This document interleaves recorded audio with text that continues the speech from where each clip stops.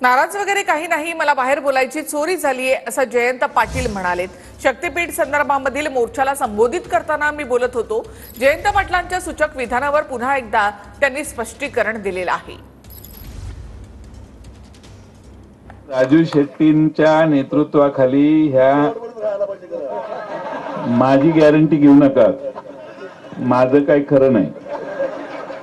कारण काय, तुम्हाला माझ्या मनात शंका असल्या, माझ्याबद्दल शंका असल्यामुळे तुम्हाला हमी देणंही जरा धोक्याचं आहे।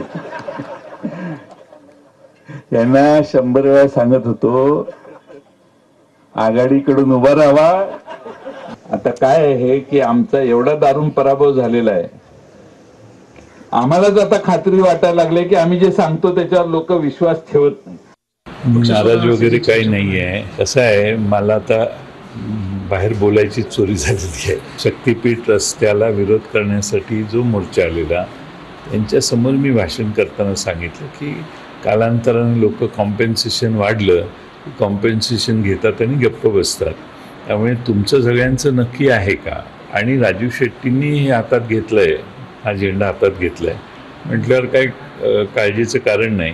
पण राजू शेट्टींचा आता तो विनोदाचा भाग होता की राजू शेट्टींचा आमच्यावर विश्वास नाही, आम्ही त्यांना उभं राहायला सांगत होतो।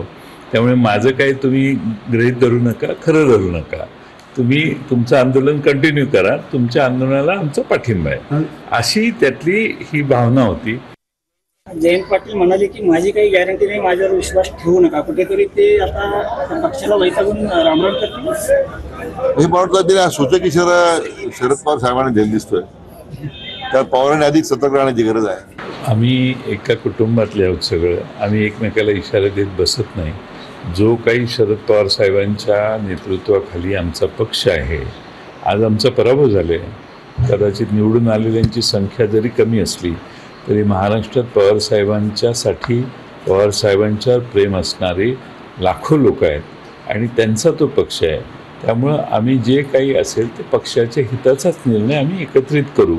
एकट्याने इकडे जाणं आणि तिकडे जाणं हा विषय आम्ही कोणी चर्चेला घेऊ शकत नाही आणि तो होणारही नाही। बघा, जयंत पाटील हे अतिशय परिपक्व नेते आहेत।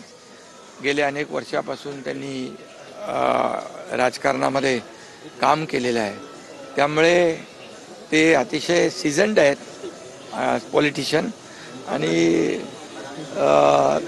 त्यांचा अंदाज असं जे काही वर्तमानपत्रामध्ये, जे काही मीडियामध्ये सुरू आहे, मला वाटतं त्यांचा अंदाज लावणं कठीण आहे आणि ते पवार साहेबांच्या सोबत आहेत।